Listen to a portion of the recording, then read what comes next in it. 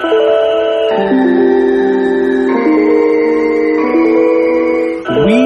are the people of Mercury. I am your interplanetary host, Travis Montgomery. These views reflect one planet and one planet alone. What's happening, everybody? This is Mercury's Cast. I'm your host, Travis Montgomery. I am joined by Mr. Alexander, who is here normally. And then we've got one returning guest, one new guest. All people that I'm excited to talk about, as always, as we mostly do communicate through the interwebs through Facebook and cool groups like Memes, Kings, and Queens and shit like that.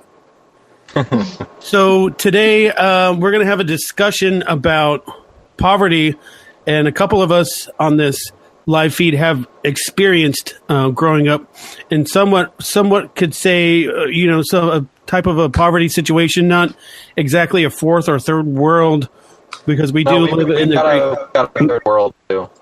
United States of okay. Well, yeah. Well, hey, I stand corrected then. Let me bring to you now Mr. Alexander, and I can't pronounce his new name, but it has to do with possum because possums are a spirit animal. How are you doing there, my friend? Mr. Alexander Tlaquache is doing pretty good, actually. Tlaquache. I'll get the pronunciation down maybe before I get the spelling down because I couldn't remember it again. That's meth for possum. Meth? Meth. I'm doing all right. Doing swell. Okay. And I hope our feed's a little bit better this week. I hope so, too. And now, without further delay, we got Darien Parlick on deck. He's ready to drop some knowledge on us. How are you doing, buddy? Hey, I'm doing good. I'm doing real good. Thanks for having me on the show again. Wow. You're the one that introduced me to that group, Memes, Kings, and Queens. And my buddy Gary got reported today. He might have gotten zucked, but he got banned. Oh, wow. That's unfortunate. It is. And Miss Olivia to bring to the table now. And the reason why this is so special. Hi. How are you doing? You're looking good over there. Very pretty. The reason why this is special is 83 is the number of the episode today. 83 is also my football number, and it goes in along with a lot of my PIN codes. And also, I've been trying to get a female guest on forever, and no one's ever stepped up to the plate. And I thank you very much for coming on and being the first female guest out of 83 episodes. All right, thank you. Happy to be here. It's not for lack of trying either, but I've got like two maybe lined up. But at any rate, it's good to. As a bonus, this is also the first time. I think this is the first time someone's had a significant other on the show. Oh, gang. That too. Gang. Yeah, me and Olivia are dating. Wow. So this is how you're going to tell me, Travis? This is how you tell me. No, it's actually me and Darien. We're love buddies. We're common, what is that called? Common law, something like that, partners? What do they call it in Muslim? Property. Call it property. No, it's actually Alex and Olivia that are a thing, if you want to call it. Thanks.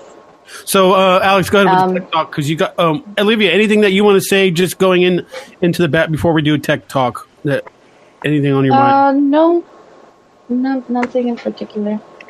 Your makeup is looking fly, girl. I tried. I didn't want to show the ugly. I didn't want to be ugly while on YouTube. I've never been on YouTube. Well, you are now. Guys, yeah, it is. This is making my iPhone super hot. Is that normal? Yes. Like sexual? Really? No, but seriously, like this thing is like not like my phone turns into like a molten brick when I'm doing these shows. Yes, really? This it creates a lot of draws a lot of power, so that the power is going to create some heat. So it's totally normal. Okay. Just checking. If it explodes, then oh well. Anyways, moving right on. Alexander, you got the tech talk for the week. I do. Ironically, the person with the worst tech connection right now is doing the tech talk. But somewhat interesting topic brought up me today. Apparently, Elon Musk is experiencing some union issues. Allegations of trying to union bust. The source I found was MSNBC, and that was through documents obtained by BuzzFeed. So I'm not sure, I can't quite quantify just how little I trust the sources. But, and this will be a short one, I think the most interesting thing is to counter the unionization, Elon Musk has offered his employees roller coasters and frozen yogurt machines at his locations. And I just felt like that would be an interesting tech talk for today. So do you guys think you would forego being unionized if offered frozen yogurt and roller coasters? Yeah, I would do it for a lot less than that. Yeah, unions are not a good thing. I mean, the electrical union is one thing, but when you get people that try and bully people into being unions, or you get these union guys that come out and they will get in the ear of like a minimum wage worker. That happened at my wife's hotel, I guess you want to call her that, where they had these union reps getting in the ears of these people that would turn down the beds and clean up the rooms and do stuff like that. So they got these union people getting in the ears, so they're going after. They're trying to take business away. I think unions have too much power in there. That they have lobbying power, and that's where my issues with unions come in.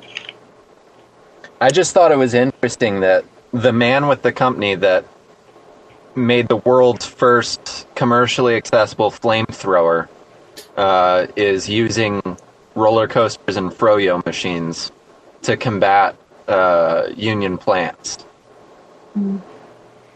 Yeah. I feel like that's very fitting and is pretty much on par for Elon Musk. Agreed. Fucking froyo, bro. Like, I wasn't thinking outside the box. Froyo is really good. It is. So ultimately, today's Tech Talk is, and you guys can leave this in the comments. I encourage it. What is your favorite flavor of froyo, and should Elon Musk develop his own super scientific flavor-enhanced version of froyo? Wow, what would he do? It would probably be something red to do with Mars or a rocket ship or something like that. Mars froyo with real Mars dust. Yes, Mars. That's not carcinogenic. The name of it. Everything's carcinogenic. America. Except Mars dust. Mars dust. So what's the ultimate conclusion of this tech talk that you think should be noted? What's the ultimate takeaway from this? The ultimate takeaway is it's interesting how even large tech companies experience the same. I guess it's only a tech talk because it's a tech company question. Really, it's a politics talk or an economics talk. But I think it's interesting when you go into tech companies, they're not immune to... Darien, stop moving so much. You guys can hear that? Yeah. Yeah. My mic is muted. Sorry. Your mute button's not working. It's all right. It's all good. It's not a big deal. I'm just... I know. Whatever. A freezy pop. Tech companies are not immune to the same plights of any other industrial, industrial or commercial field. So I just thought it was interesting because roller coasters and froyo personally, and we didn't have a tech talk. So I hope our listeners appreciate roller coasters and froyo.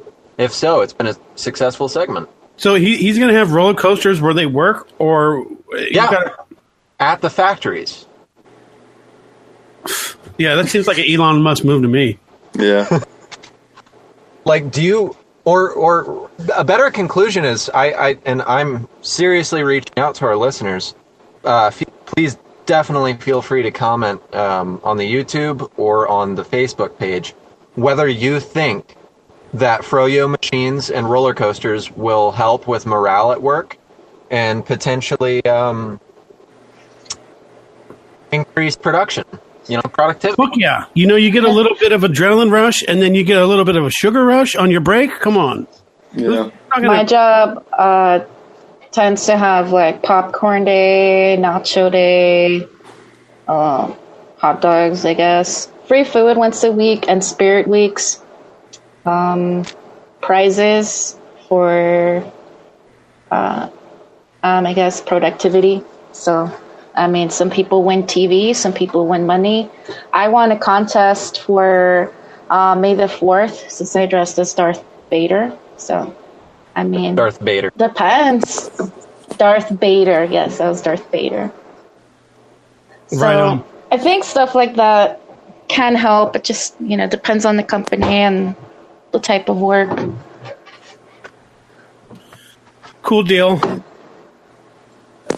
Well, now that we've got roller coasters and sweet, delicious treats out of the way, wink, wink. Let's kind of dive in to the where the idea behind this whole show came from. What we're doing today is that Darien, I have heard you speak a couple times about just when we go back and forth about just other random stuff, and then you'll be like, look, I grew up really poor, and in kind of relations to some of these social videos that we see happening today.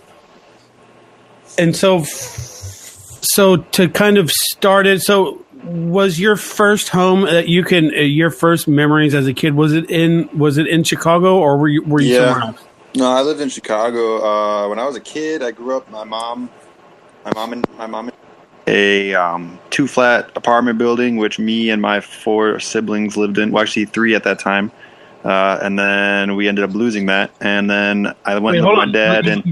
So you lost a sibling? No, we lost the house. Oh, and then I ended up. No, they're all still. Fortunately, I guess they're all still here. I didn't even know that you had siblings, but. Yeah. Go ahead. Yeah, I have a brother and 3 sisters. And then I ended up moving with my dad in a house that he inherited from my grandparents. And then we lost that. And then I ended up moving back with my mom. House? I don't know. I don't know. I guess his brother owned it. I don't know how that went down. I was a kid. Honestly, I never really asked him about it. But I guess I should. Yeah.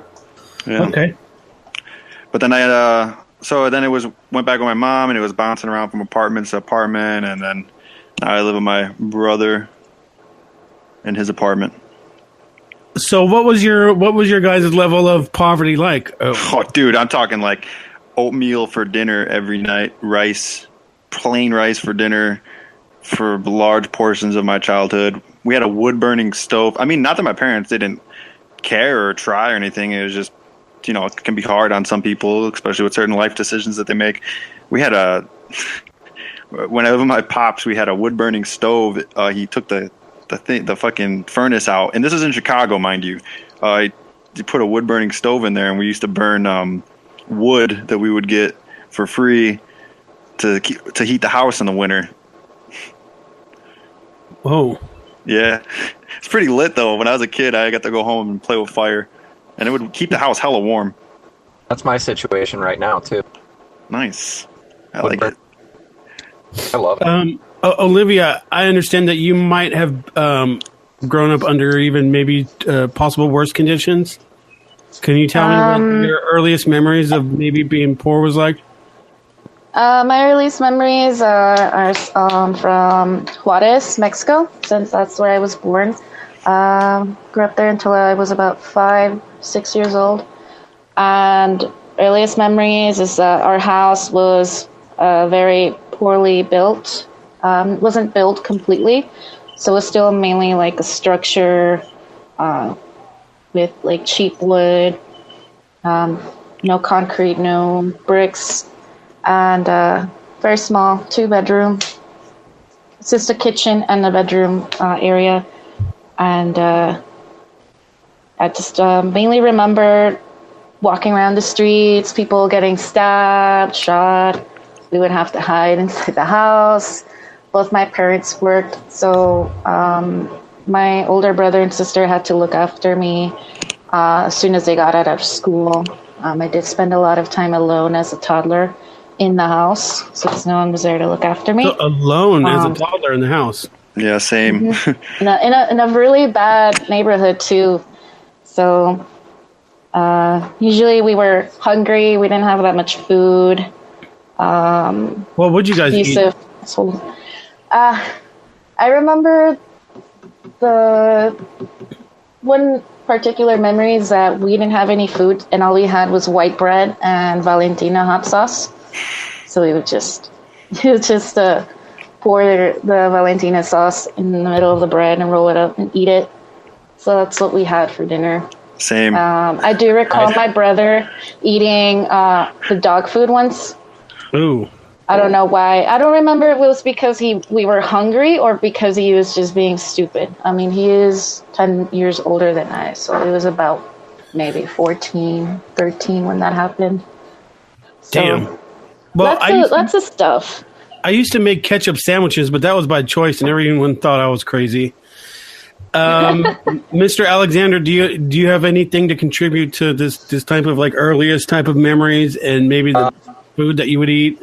As far as like early life, we were in Newport Richey, Florida, in a really, really bad neighborhood. One of quite a few times in my life where I've been a minority. We were renting this house, and there were too many of us for this house. So me and my older twin brothers, we had our own room that was just a garage that had been... It was one of the older garages with the French doors, not the rolling door. Okay. And it was just repurposed into a room. We were out there with the water heater and all that. It was definitely not a great place to grow up. And I remember being unsupervised a majority of the time. I think that our dog pretty much was our, caretaker during the day. Definitely, my mom worked full time. Her boyfriend at the time was not the most responsible person. And, it's me and 5 other kids in a pretty shitty house in a pretty shitty area.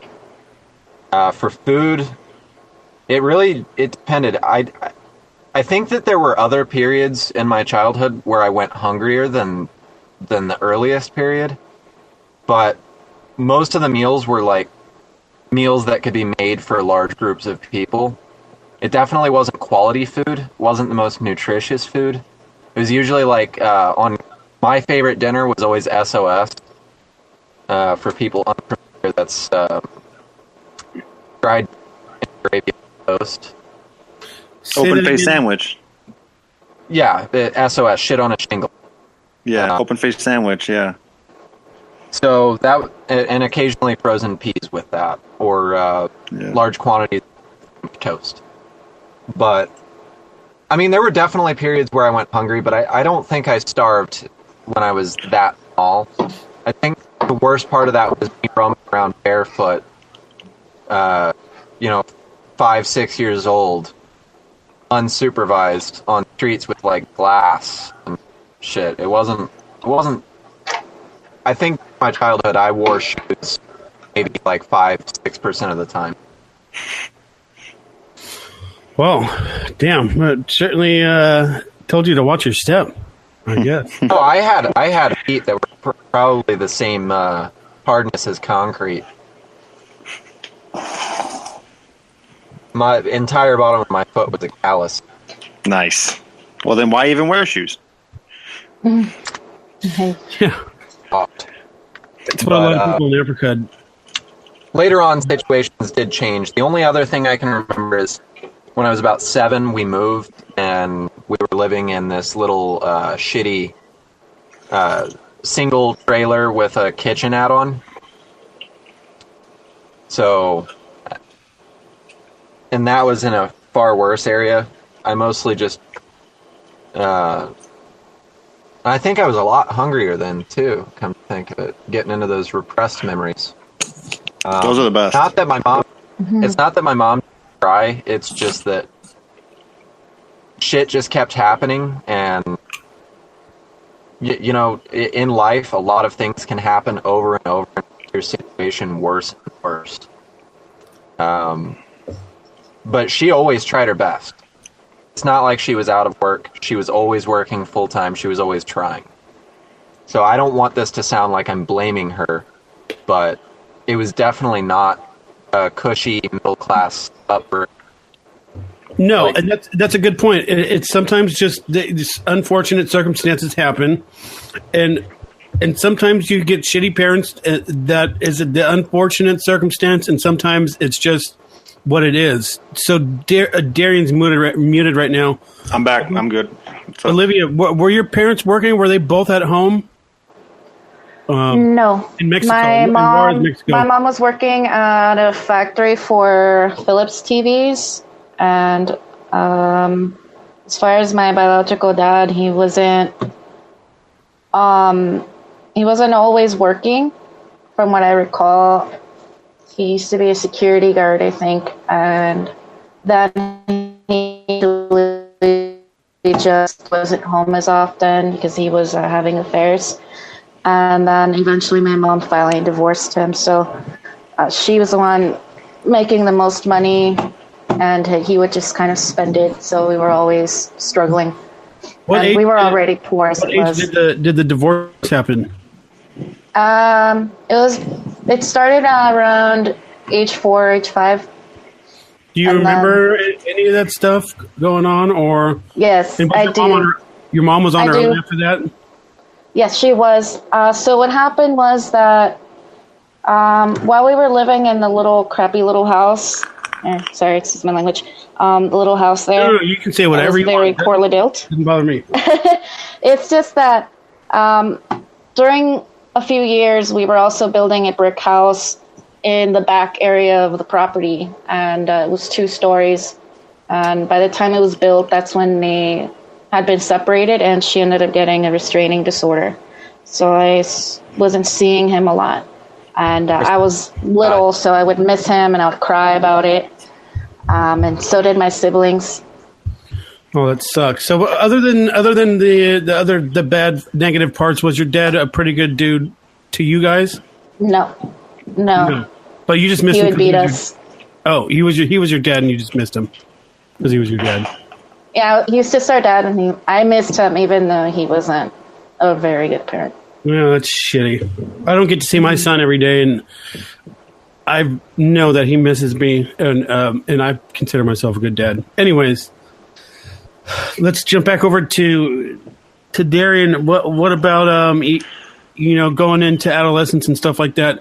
I know Alex moved around a shit ton, which it's going to be really difficult to try and pin his experience down. But were you moving around a lot too? The thing with my mom is that she would move different apartments a lot. We would move to apartment, but we pretty much stayed in the same general area of Chicago, the lower West End, which is like the South Side, but it's not the south side. It's like 35th, and it's not that far south, but it's south enough. It's so we basically stayed over on the lower West End, which started to clean up after 2010 a little bit. But back when I was growing up, I moved over there in 2005. And then it was pretty bad over there at the time. I remember, there was the street, 35th Street, would divide these 2 gang territories between like the SDs and the Counts. And it would, you'd be standing outside in the summertime and fucking there would just be a shootout. Is there a gang called Folks out there? The what? Folks. Okay, so here's how this goes down. That's a prison thing. Folks and the people. Somebody, when I got locked up one time. Yeah, that's a prison thing, or a jail thing. Never mind. Go ahead. My bad. So what it is that they split up into factions. When you go, let's say that 2 gangs out. Let's say I don't know what the affiliation is, but I know let's say you got the SDs and the Kings. Okay, they're rivaling out on the street, but once you go into prison, it's not split up like that. It's either split up by 5-star Crown or the 6-star Crown, and that's folks and people. I don't know which is which actually, but I just do know that the gangs they split up into 2 major factions once you go into prison. So all that street beef, you leave it out in the street, and then I don't actually know fully the details of how that works. It usually goes by race. Yeah, something like that. anyways, so you were pretty much located in Chicago. Yeah. What kind of junior high school did you go to? Junior high, I went to this place, Evergreen Academy. It's a really good school for public school. Really good. Cool. It's a cool school, neighborhood school, but their motto is excellence is the expectation, and they live up to that. Was it a mix of people from the hood and people that were middle class? Oh, no. I mean, I grew up in a neighborhood that was 89% Latino, 7% white, and the white people that lived there were probably like my cousins, and maybe 10% Asian or something like that.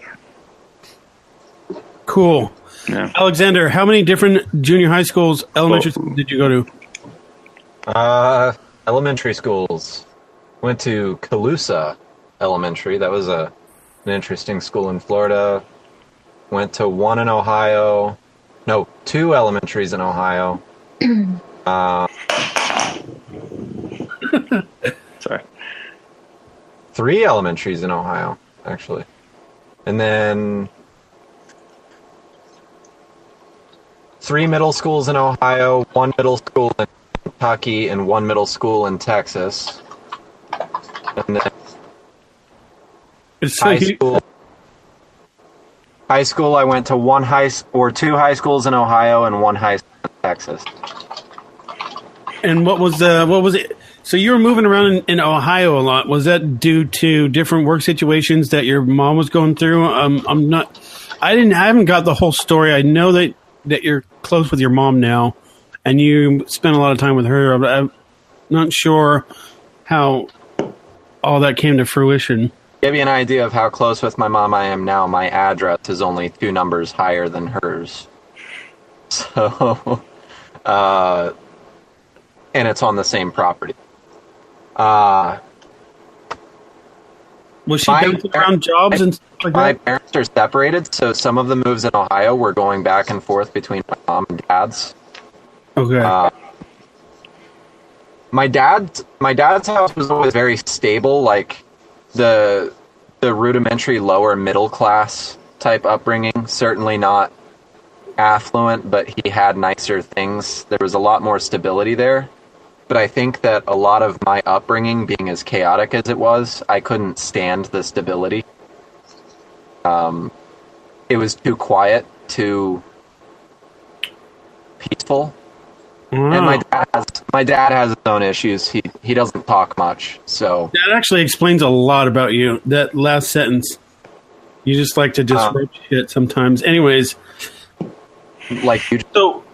So let me ask all 3 of you: is there a certain amount of jealousy when you're growing up in poverty and you see people that have like the new Jordans, or that they get dropped off in a certain type of car? Or anyone that just wants to no? So that was never a thing for you? I actually felt, if anything, I felt towards them, and especially growing up the way I am now, I feel even worse. I don't envy them. And even then, I knew that what they were living was weakening them. I knew very early on that my upbringing was making me stronger. Huh, that's interesting. I was a bit precocious, so growing up and seeing the kids getting dropped off in their Escalades and driving around in their parents' BMWs, I always looked at them and I'm like, you haven't earned anything of your own. When I was in middle school, I ran my own lawn care service, and I made bank. I was taught to earn my own money and earn my way through life, and it gave me pride in what I'd accomplished. So when I looked out and I saw these people with a bunch of stuff that they didn't earn, I didn't view them with jealousy. I viewed them with a kind of animosity of, you didn't earn that. You didn't work for that. You don't value that. You don't respect that. You're especially early years of high school, I look at these kids lifted trucks and I'm like, mommy and daddy bought that for you.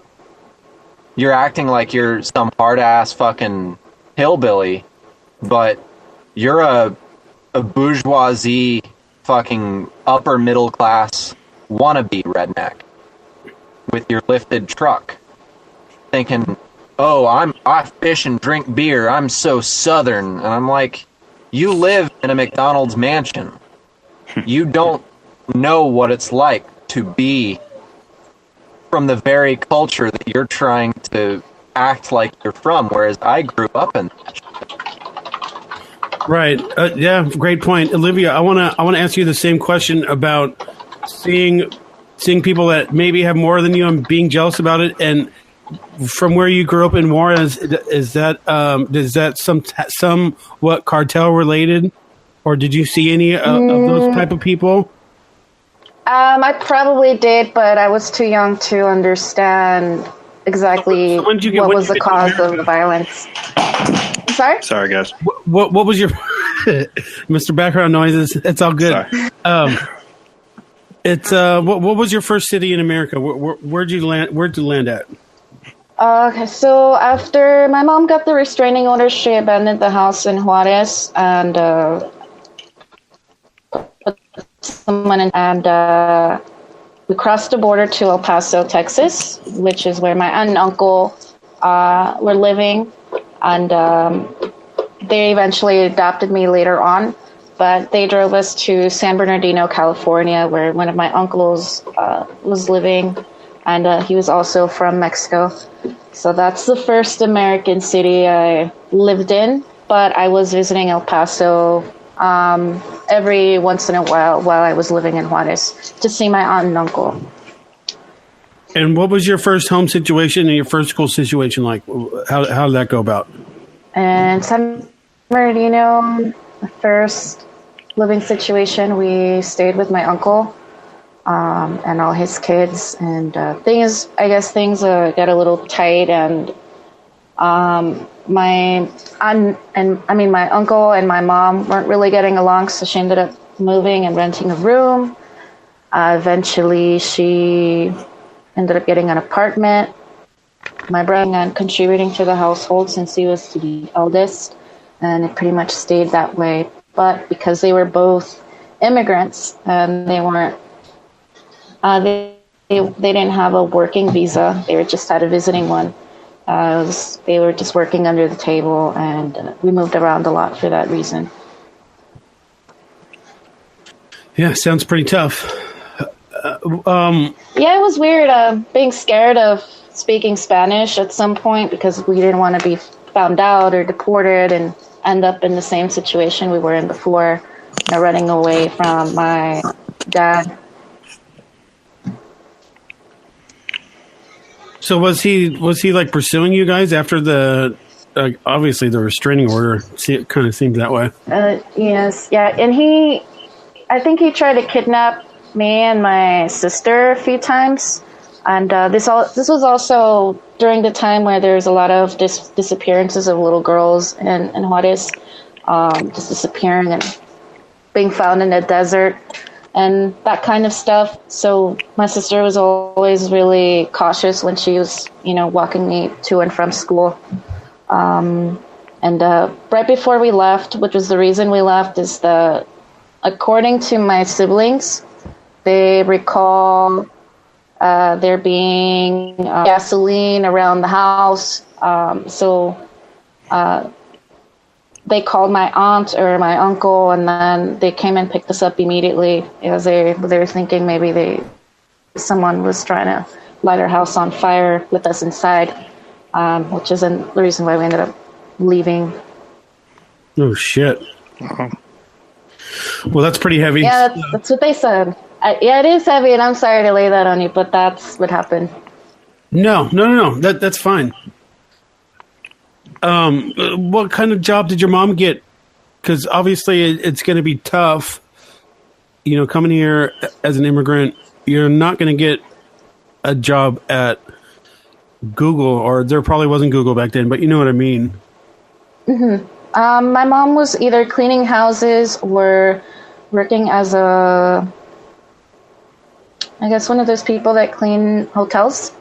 And my brother was working at a Lutheran mission, who decided, go ahead and help him right after high school. So he was earning pretty good money there, being their computer tech. Oh, cool. Yeah, so yeah, he was a nerd, and he learned how to deal with computers in high school in Mexico and in the U.S. So would you say that you were comfortable after the move, after you guys got situated, things became better for you? Were you guys still comfortable, or? For me, they were fine. I wasn't really focused on not having things. And even though I did see a lot of kids who did, or I would get made fun of for my shoes or being worn out or looking really dorky and things like that, it didn't really bother me that much. I still made friends. I was a little bit of a quiet kid at the time, but none of that bothered me. But my situation did change once I turned 11, when my aunt and uncle decided to adopt me, just so that my mom wouldn't have to worry about looking after me, since she had lost her job at some point. So to help out, they adopted me and took me back to El Paso. And they were... Sounds like your aunt and uncle were a little bit better off than the situation you were in. They had a Mercedes and an Escalade. My adopted dad was a retired sergeant from the Army. So I think he was like an E6 or E7. So he was making pretty good income. On top of that, he was 100% disabled from his service in Vietnam. So he was also on disability. Well, I'm glad they took care of him, because they don't seem to take care of a lot of veterans in this country, which is a huge tragedy. So that's cool. Darien, not cool. What was your preteen and teenage? So did you envy people where you would see them have some stuff, or it wasn't So I was my dad's only kid, but I was my mom's one of 5 of my mom's children, and so living with my dad, I had dirt bikes and stuff, and I was always home alone. I was a latchkey kid, but I had everything I needed. Wasn't really hungry much at all when I was with my dad. I had a bunch of badass toys. He let me, play with the cool stuff, and my dad, he did a good job. But when I moved with my mom, it was harder. I didn't really envy seeing material things because I had cool stuff. It's just I envied like them being able to get proper dental care. I was at one point, I remember when I was like 12 or 13 years old, me and my friends, we used to skateboard a lot. That's like all we did in the summer. And I put my shoes, strung them over my face like goggles, and I was like watching TV through the soles of them, and like that was the kind of shit that I would envy. It wasn't more or less like the cool material shit. It was just the fact that like I knew statistically, even as a kid, I was just less likely to succeed in life because of the hand that I was dealt. Kind of started to sink in too a little bit in my teen years. That's not really resentment, but it was just frustration with the situation. And my other friends would go off to college, and I dropped out at 16 to get a job so I wouldn't be hungry, so I could have money in my pocket. And like I just didn't give a shit about school. So it was just the fact that these kids, they were allowed to focus on things that mattered, and I was. So hold on, real quick. You said that you dropped out at 16 so you wouldn't be hungry. Yeah, I got a job. So you dropped out of high school? Well, I dropped out of high school because they were going to kick me out, and I told them, well, go fuck yourself, basically, and I'm not coming back. And then I decided to start working because I had already been working, and as a kid I used to do like Alex said, I would shovel snow and rake leaves and stuff, and I made good money. But I just desired to work so much more than I desired to study, because when I got home, there's 5 people at each other's necks all the time because the house is dirty, you can't fucking eat, so everybody hates each other. So how the hell am I going to sit down and write a fucking paper? You know what I mean? I was like, dude, I'm not going to go to college here. I'm not going to go. That's the kind of stuff I resented. So here's kind of what my takeaway from this is from you and Alex, and I'm not sure, maybe this could apply to Olivia as well, is that it's not normal for kids to have to go out and get a job when they're kids. Well, not anymore. Well, even back then. Not anymore. That's true. Even back then, it's most people don't grow up like that in America, where you have to go get a job just so you can you don't have to see your parents fight over, or your parents are making you get a job that's all fairness, my job, the lawn mowing service, and enterprise. I was living on a military, having start over, Alex. You cut out for a little bit. Mine wasn't a necessity. It was I wanted. My parents at that point in time provided for me pretty well, but I wanted things. And they weren't going to buy things for me because the money that they had was for necessities. So I was in a good situation where I was on a military base. Lawns have kept standard on military bases. So if you didn't keep it up to standard, they'd come out and mow it for you for like $50, and they'd charge straight out of the servicemen's paychecks. So what I did was I offered services at like $20, $25 to maintain lawn. Good economic, opportunistic economic situation. Because these are people that didn't have time to mow their lawns, but didn't want to pay $50 for them to do it. So I snuck in and made my money. I made a lot of. Honestly, I made more money then than I do now.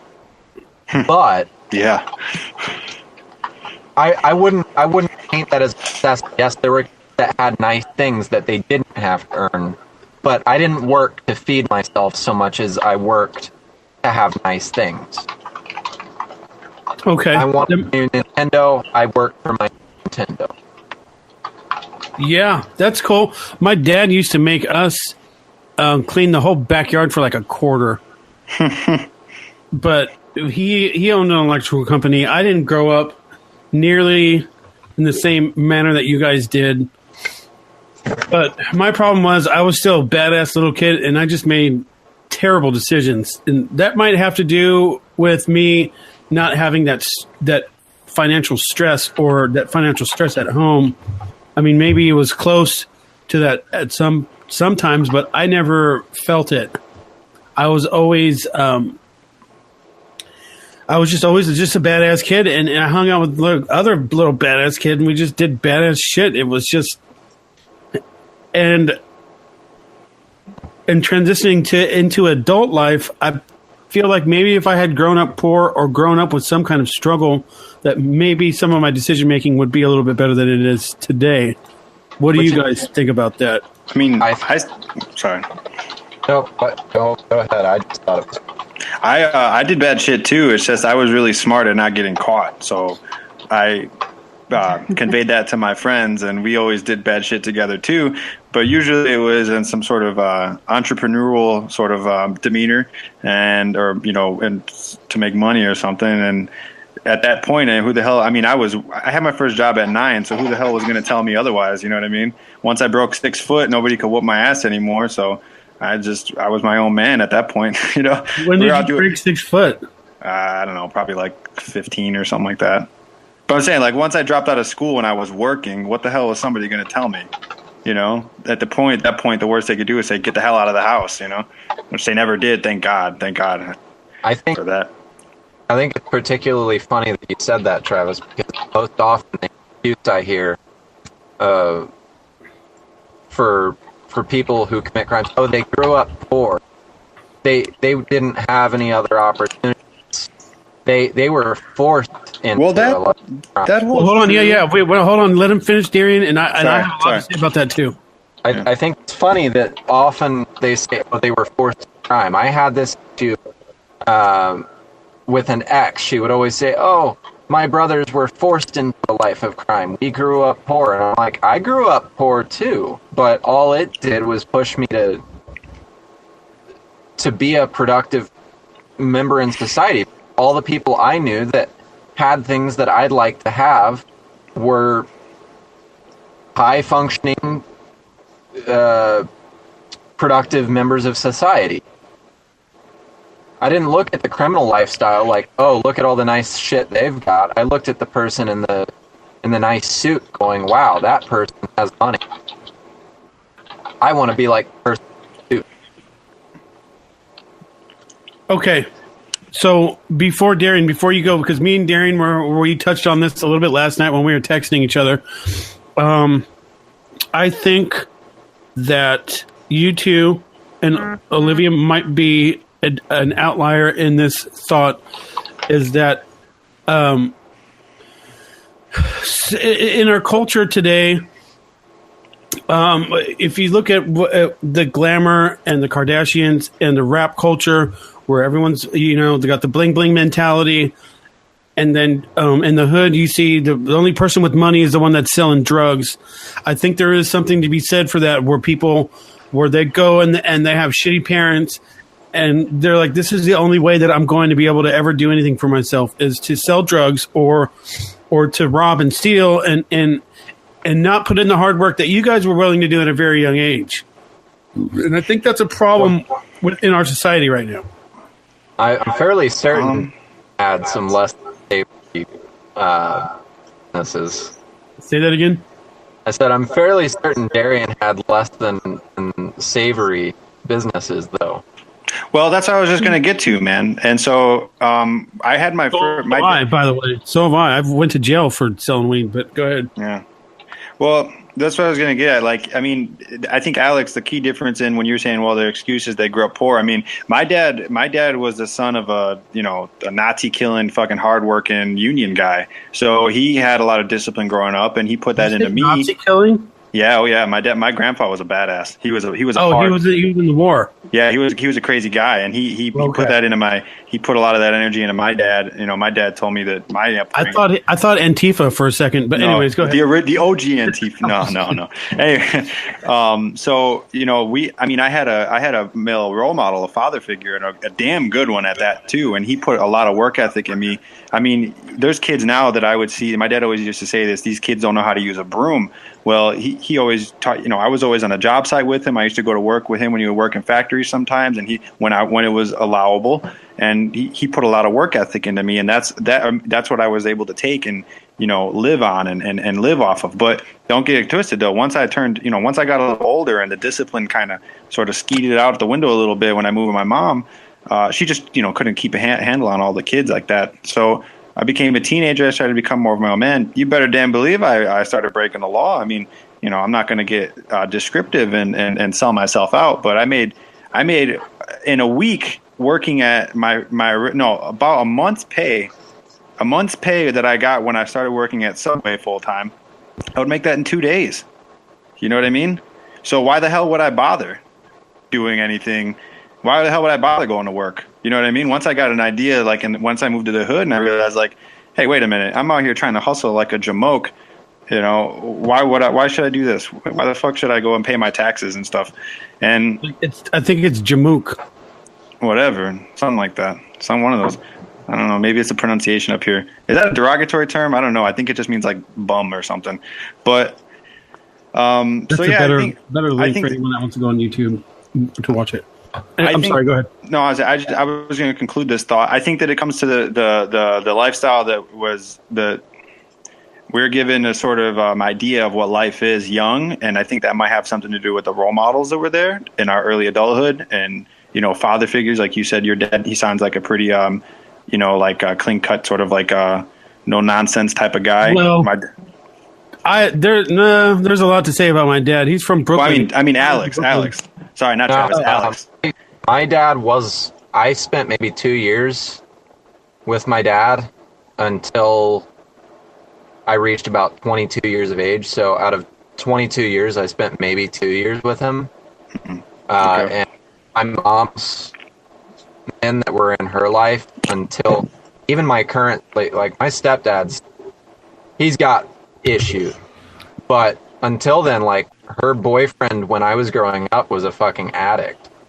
I didn't have strong male role models. I had a very strong female role model. Oh, well, that works too. She was a hardworking person, and she was also no nonsense. Like she worked at Home Depot and hardware. So she did work, and she didn't have a traditionally effeminate job. Right. But the role model was the point that I really wanted to make, though. Like, something in our youth separated us. Maybe it was environmental, maybe it was exposure, but something separated us from that idea. You know, these kids I know kids that are 14 years old right now that are the kingpins right now, that carry M16s. You know, and the reason is that they don't have the opportunities like we have and stuff. So I know peers I grew up with very strong and intelligent parents, hard work, good ethic, that grew up to be the kids that say, "Oh, I didn't have a choice. I grew up poor." Yeah. So, yeah, that's true. I don't think it's fair to use that as an excuse. Ultimately, it's a choice. Yeah. Well, it is, but would you say poverty is a choice? So no, if you grew up poor, and it wasn't your choice. Poverty isn't a choice. Not for the kids, but you have a choice to try and get yourself out of. You have a choice to try and take a quick route out of that type of poverty situation, and which I think that if you just look at American culture, especially with what we see on TV and in pop culture, especially, is that if you don't have this, then you're not that kind of. I've heard you talk plenty, kind of to put this. You're basically speaking against, because I've heard you speak out against immigration, illegal immigration. They're taking the easy way out.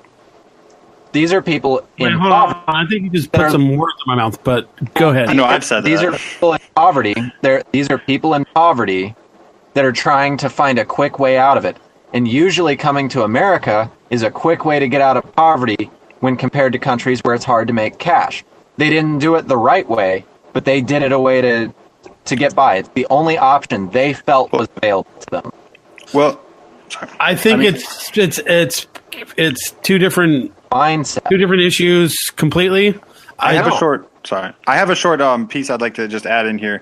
So when you said something like you would see people who you would want to aspire to, like you'd see people in suits or people with nice things, or maybe businessmen, or what, you painted a picture sort of like this people that you had seen and that you would want to aspire to. You got to think about, man. I mean, I don't know if you've ever been to Inglewood or if you've ever been to South Shore. Well, I'm not staying on the street. I never saw him on the street. I know. No, I've been to all those places. What I'm saying though is when you're asking a kid, a 12-year-old kid whose mom is a heroin addict and his dad, he don't know who he is, and the only male role models he has in his life are probably pieces of shit, and then think about the culture, man. Like I made that meme earlier, like, is this a culture? Like, think about the culture, the people that they grow up to idolize. It has to do with the music and all that stuff, but those are the people that you idolized for whatever reason. And I would relate to that too. I used to idolize people who were prestigious in their life. But these people, when you ask a kid that grows up in a typical Inglewood, impoverished type of lifestyle to not go out and sell a bag, you're asking them to swim against the stream. Then how drowned? How are there so many people that come from that very environment and make something of themselves? Because when I was living in those streets and I had no. Hold on, let Olivia talk. She's been quiet for. It's a 50-50 chance. Some people like my mom, who saw a lot of things like that in Mexico City, ended up being someone pretty much in similar ideals like you did. I don't want to be in that stuff. I'll never do that. I'll be an honest person and I'll work really hard and I'll get to what I need to later on in life. And that's what she did. But the other half, just depends on their parents. It depends on their influences. If there's someone there to tell them, or if there's someone there not to tell them. And in my mom's case, no one really told her anything. She was just very observant as a child, and watched her mom struggle and selling bread on the streets near prostitutes, drugs, cartels, etc. I think it has a lot to do with personality and what entices that person at that moment. And you're talking about kids. Kids are not going to make the best decisions. And once they get into one specific track in their life, it's pretty hard to get out of, which is why a lot of these people end up in these types of situations for the rest of their lives. Sometimes I think it does fall a lot on the parents, and in a lot of cases, having two parents not only in the household but in the child's life. The studies have been shown that people that the best privilege that you can have in this country is being raised by two parents. It's not being born white. It's not even being born in a middle class. I don't know about that, because a lot of the people I know that have really fucked their lives up had both parents, had a cushy upbringing. Okay, Alex, you do this thing all the time where you say, "Well, this is what I feel," and so your personal I'm saying does not represent a universal truth. You always go, "This is me. This is my experience.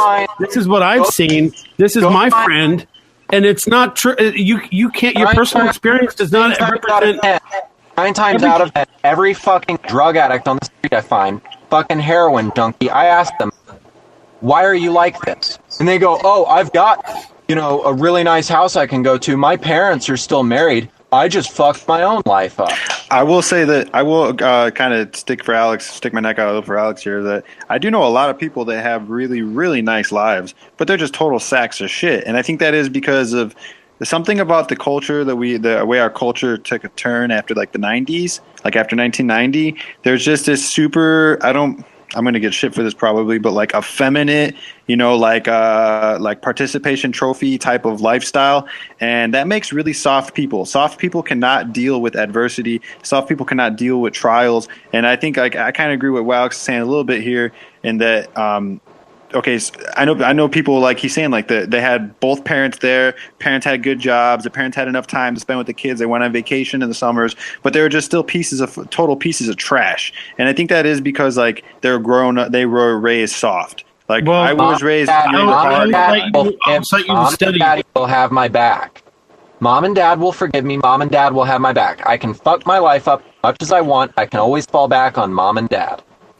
Okay, well, your interactions with people aren't bigger than the studies that have come out, that where they've actually taken a survey across the whole entire land of America we found out during the election. Followed people. Hold on, don't interrupt me. Don't interrupt me. They followed people for 20 years, hundreds of thousands of people, to make this study up. It just didn't come out of thin air. And so your personal experience, that is your personal experience, you're going to base it off of that. But what I'm talking about is the study. According to polls and studies, Hillary Clinton won the election, didn't she? The polls all said that she won. But Travis is right, though. To grow up with both parents is important, and it is a privilege. Yeah. But I don't think that that's necessarily an excuse, because I've seen enough people with both parents to realize that anyone can fuck their life up, and it ultimately boils down to personal choice. Yeah, I agree with that. And I think it's the way you're saying it. Where does your personal choice come from? It comes from morals that were instilled. Okay, I don't talk like anyone in my family. I chose to enunciate myself. I chose to speak properly. I don't have the redneck twang. I don't speak, fucking, how y'all doing? Oh, dang old, I don't do that. But why did you make the decision to enunciate? Where did that come from? I think it comes from experience and exposure. Because I've done it since I was a kid, because I didn't want to sound like that. I didn't want to be like what I'm from, because everyone in my fucking family's not successful. There you go. Again, you're equating your personal experience as a universal truth. My personal experience shows you are an exception. You are not the rule. You are an exception. I'm not an exception. Yes, you are. Because I've met people like me. Okay. But I think we're an exception. I think you're an exception, man. Like, I think that, well, I don't know, man. You're not the average citizen, as what we're speaking of. But what I'm saying is, ultimately, personal choice is personal choice. And the more you give people excuses to put the consequences of their personal choices on outside forces, the more you excuse their behavior. Yes, and that's something that was instilled by their parents. Why do you think they're like that? Because their parents allowed it. I'm sorry, go ahead. Their parents allowed this type of behavior, and I agree with Darien. It is a culture that has You have popped a out. choice. If you have shitty parents, They you have a choice. Well, I'm not talking about really shitty parents, but I'm just saying if that kind of behavior is accepted and there's a reward for it, regardless of what they're doing, they're going to keep doing it. That's just child psychology. That's just in general. I had a really shitty male role model. You know what? He taught me? He taught me exactly what I didn't want to be. So I had a choice. Yes, you have a choice. And people do have those choices. Nobody's arguing with you that they don't have that choice. Shitty parents create shitty humans. Okay? They do. One shitty parent will create a very shitty human being most of the time. Yeah, most of the time. Of course. Sometimes. But I agree with Alex. So it's like you have to at some point own up and be your own man. But if you haven't been taught the morals and the logical understanding about how society works, and especially if you're taught that because you're black and because you only and I'll even use a single parent role, which is not talked about enough. But because you have these outlying pressures on you, that's just going to impede on your success as a human being. That is not what we should be teaching our kids. Yeah. We should be teaching our kids to empower them when they come from these bad situations. Not because you're poor and you'll never make it out of the ghetto, and because you were born this certain way that you don't stand a chance of making it in real life. You're never gonna have that Rolls Royce unless you sell drugs. Or even worse, that somebody owes you something. Oh, that because you're born under these circumstances, that is the worst thing that you could teach to your kids. You got to teach kids hard work, discipline, morality. All of these things need to be instilled in our kids. Not that they're a victim just out of the gate. As soon as they came out of the womb, they're a fucking victim. It's not what we should be teaching our kids. Yeah, it's a very egocentric culture that we have. Like